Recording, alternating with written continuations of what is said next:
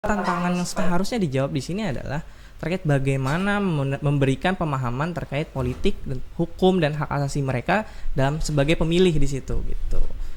Lagi pemilih pemula itu kita upaya pencegahan sejak saat ini, misalnya 2029 target kita adalah edukasikan kepada siswa-siswa SMA misalnya. Peran Bawaslu bisa hadir di sana untuk menyiapkan pemilih-pemilih itu paham gitu terkait pemilu. Apa harapan Iqbal untuk pemilih pemula pada pemilu ke depannya? Jika kita nih mencintai negara ini, maka pahamilah politik, pahamilah pemilu, pahamilah hukum, pahamilah hak asasi manusia kita, hak kita sebagai rakyat Indonesia gitu.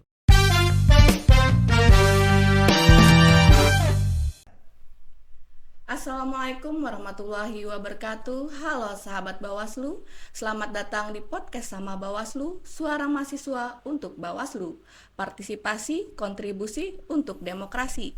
Saya Luciana, sahabat Bawaslu.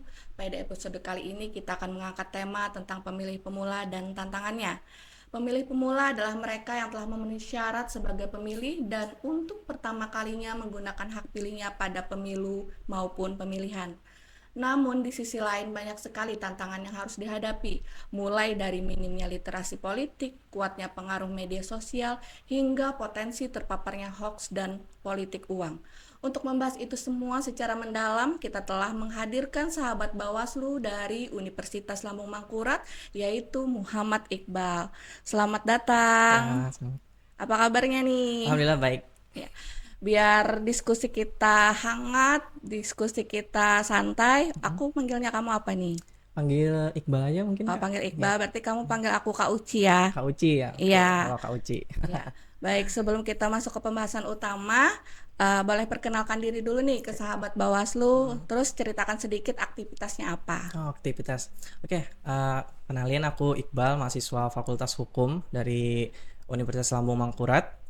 Kesibukan aku saat ini ya seperti mahasiswa pada umumnya saja, dan aku juga aktif di kegiatan organisasi di Fakultas Hukum, yaitu Lembaga Pengkajian Penalaran dan Diskusi Hukum.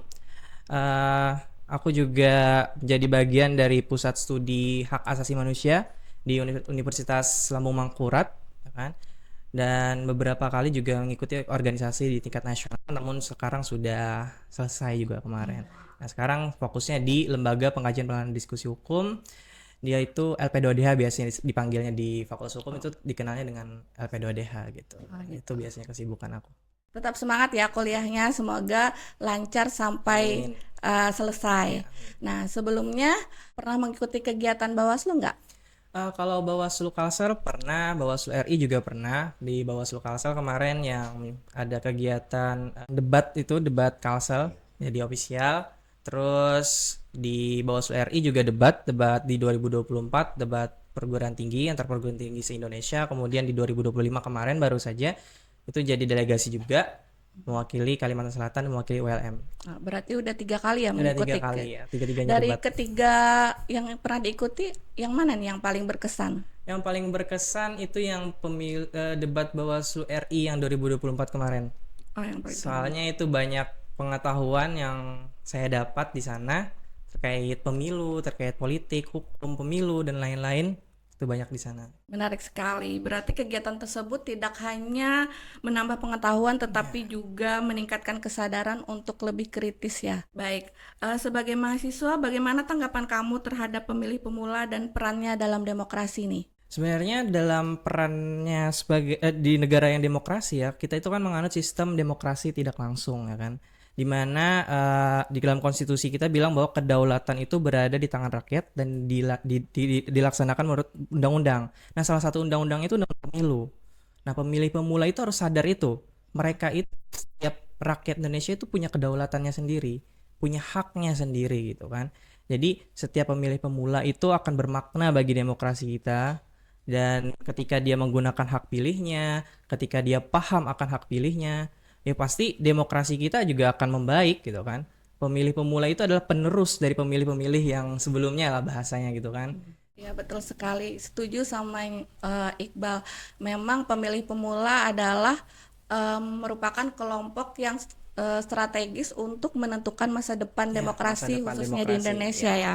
Kemarin bisa diceritakan sedikit nih tentang pengalaman kamu waktu pertama kali menjadi pemilih pemula. Pemilih pemula pertama kali sebenarnya Kak, kalau aku boleh cerita di sini Heeh, sedikit, aku sebenarnya sejak SMP itu sudah apa namanya, aktif. sudah aktif memahami tentang pemilu gitu Oh kan. gitu. Jadi ketika pemilu di tahun 2024 kemarin pertama kali mendapatkan hak pilih ya kan, menggunakan hak pilih ya pertama kali itu apa namanya, membandingkan calon sebenarnya, apalagi kan yang paling tersorot itu pemilihan calon presiden wakil presiden kan.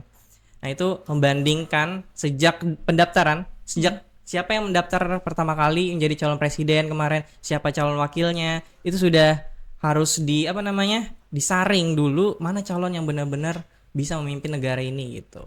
Jadi pertama kali pengalaman aku kemarin ya cukup apa ya, menikmati dinamika perpolitikan dan pemilu di Indonesia sih. Berarti waktu memilih itu tidak ikut-ikutan ya Ya tidak ikut. berdasarkan pertimbangan Ya. pribadi. Apa sebelumnya pernah ada pengaruh dari lingkungan? Mungkin eh ya sudah ini kita golput aja gitu. Mungkin ada yang seperti itu, nggak ada pengaruh-pengaruh dari luar gitu. Kalau pengaruh dari luar pasti banyak kan, Hmm. dari media sosial terutama ya. Kalau dari aku sendiri ya nggak terlalu mempermasalahkan terkait itu gitu, karena fokus pada apa yang ingin dipilih nantinya gitu, calon-calon mana yang benar-benar mewakili dari kepentingan daripada bangsa ini, itu sih pemahaman. Apalagi kan aku sebagai mahasiswa hukum ya tahulah bagaimana apa sih pemilu itu, karena kan pemilu itu dari definisinya biasanya masih apa, orang-orang itu memahami secara praktisnya saja. Praktisnya ya memilih Hmm. menjalankan kedaulatan rakyat, itu Hmm. praktisnya. Tapi secara normatif teoritisnya pemilu itu sebenarnya adalah desain kelembagaan sebenarnya. Kita mau mendesain, misalnya kita memilih presiden A misalnya.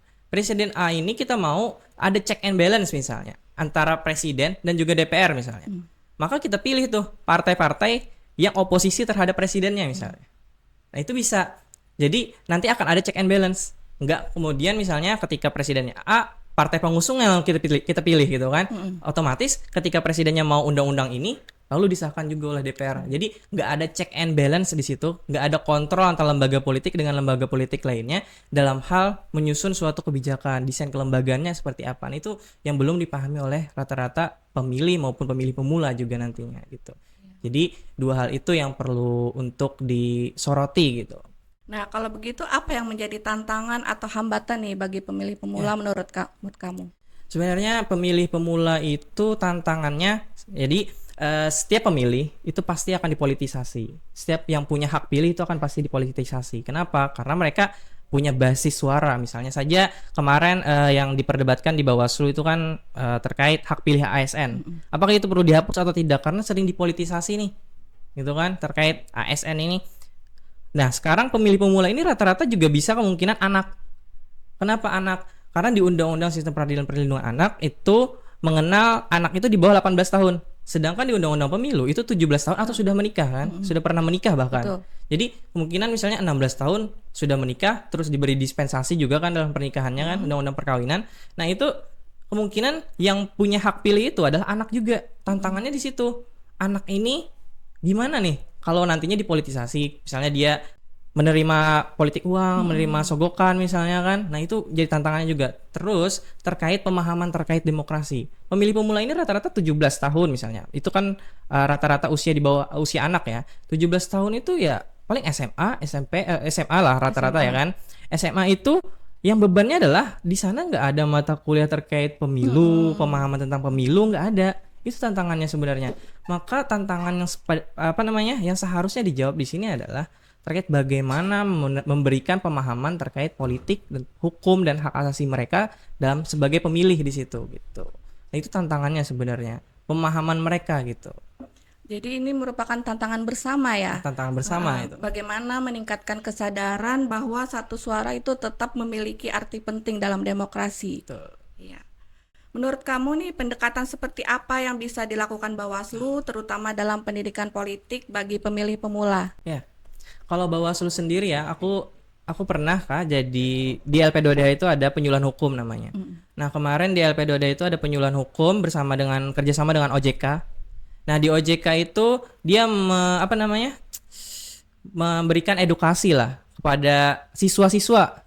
Siswa-siswa itu diberikan edukasi terkait pinjol dan lain-lain. Nah, itu mungkin bisa dicontoh juga kepada Bawaslu misalnya kan. Apalagi pemilih pemula itu kita upaya pencegahan sejak saat ini, misalnya 2029 target kita adalah edukasikan kepada siswa-siswa SMA misalnya. Siswa-siswa SMA itu kita bisa edukasikan penyuluhan hukum misalnya.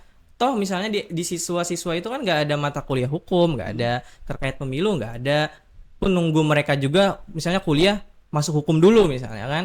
Nah, di situ harusnya peran Bawaslu bisa hadir di sana untuk menyiapkan pemilih-pemilih itu paham gitu terkait pemilu. Jangan kemudian ketika pemilu itu mulai, tahapan pemilu itu mulai, baru kita gencar-gencaran di sana gitu kan, memberikan pendidikan politik dan lain-lain, padahal kita bisa siapkan nih sejak saat ini juga 2000 sebelum 2029. Berapa orang sih yang umur berapa sih yang bakal memilih nanti 2029 misalnya siswa-siswa SMA penting tuh. Sebetulnya Bawaslu memang sudah pernah ada program Ghost to Campus, Ghost to School. Mungkin nanti di pemilu 2029 akan dilanjutkan nih program-program tersebut. Terus, apakah pemilih pemula juga bisa ikut berpartisipasi dalam mengawasi pemilu, misalnya dalam melawan disinformasi dan hoax? Menurut kamu gimana nih caranya? Kalau pemilih pemula kan rata-rata kita Gen Z ya kan, Gen Z, mungkin Gen Alpha mungkin nanti akan masuk 2009 atau enggak. Nah, itu mereka itu sudah paham terkait dunia digital. Mereka harusnya bisa berpartisipasi di situ, mengawasi bagaimana pembedaan. Misal termasuk AI, itu bahayanya juga AI kan. AI bagaimana bisa kita bedakan nih mana misalnya kampanye seseorang, misalnya si A kampanye terkait ini itu editan AI itu gimana tuh. Nah, itu yang seharusnya generasi muda saat ini paham juga bagaimana membedakan AI, mana yang bukan gitu kan. Terus termasuk informasi yang palsu tadi. Harusnya mereka sudah bisa, apalagi mereka sudah paham terkait dunia digital di sana. Nah, itu peran mereka sebenarnya. Apalagi kan orang tua mungkin ya, orang tua kita masih ada misalnya mereka itu nggak paham terkait dunia digital, smartphone, media sosial dan lain-lain gitu kan. Nah, peran anak muda di sana memberikan pemahaman terkait berita hoax dan lain-lain, termasuk AI tadi. Ya gitu perannya di situ. Jadi kita harus bijak nih dalam menggunakan media sosial maupun AI ya, untuk menangkal disinformasi maupun hoax tadi. Baik, ini untuk pertanyaan terakhir nih, Iqbal, apa harapan Iqbal untuk pemilih pemula pada pemilu ke depannya? Harapan saya sebenarnya jika kita nih mencintai negara ini, maka pahamilah politik, pahamilah pemilu, pahamilah hukum, pahamilah hak asasi manusia kita, hak kita sebagai rakyat Indonesia gitu kan. Kenapa? Karena nasib pemilih itu bukan cuma menentukan nasibnya sendiri, tapi menentukan nasib orang lain juga. Jangan kita kemudian sebagai pemilih itu hanya mementingkan hak kita, tapi kita nggak mementingkan kewajiban kita juga. Kewajiban kita adalah menentukan pilihan berdasarkan cara rasional. Harapan saya itu gitu kan. Pada pemilih pemula, pahamilah terkait pemilu gitu kan. Gak harus kalian menjadi mahasiswa hukum, gak harus kalian jadi mahasiswa fakultas politik, ilmu sosial dan politik gitu kan. Cukup kalian mengkritisi kebijakan-kebijakan apa yang terjadi saat ini, itu sudah pemahaman terkait politik. Contoh Kak, gini, ketika misalnya di suatu daerah ada calon misalnya, ada pencalonan misalnya. Ketika ada 5 calon nih misalnya, 1 ini baik, 4 ini buruk misalnya kan. Nah, terus yang terpilih yang salah satu dari 4 yang terburuk ini, kita lalu nyalahkan, oh pemilih ini nggak becus nih memilih gitu kan, padahal enggak. Padahal sebelum pemilihan itu sudah seharusnya partai politik itu bakal melihat bagaimana kondisi di masyarakat itu. Kondisi masyarakatnya misalnya, oh masyarakat di daerah Kalimantan Selatan misalnya paham terkait politik. Masyarakat Kalimantan Selatan nggak akan memilih pemimpin yang misalnya korupsi dan lain-lain misalnya kan. Nah, itu adalah pemahaman mereka gitu. Harapan saya di situ kita harus paham dulu sehingga partai-partai politik itu akan mencalonkan orang-orang yang betul-betul kompeten. Karena kalau masyarakatnya paham, partai politik nggak akan berani mencalonkan calon-calon yang nggak berkompeten di situ gitu. Semoga harapan tersebut bisa terwujud ya, dan Amin. semoga demokrasi kita semakin lebih berkualitas ke depannya. Baik, terima kasih Mas Iqbal atas kehadirannya di podcast Sama Bawaslu. Semoga perbincangan kita pada hari ini menambah pemahaman dan literasi kepemiluan untuk pemilih muda, khususnya pemilih pemula. Saya Luciana izin pamit undur diri. Jangan lupa follow media sosial Bawaslu Kalsel untuk mendapatkan informasi kepemiluan dan program menarik lainnya. Sampai jumpa di podcast sama Bawaslu berikutnya. Partisipasi, kontribusi untuk demokrasi. Salam. Wassalamualaikum warahmatullahi wabarakatuh.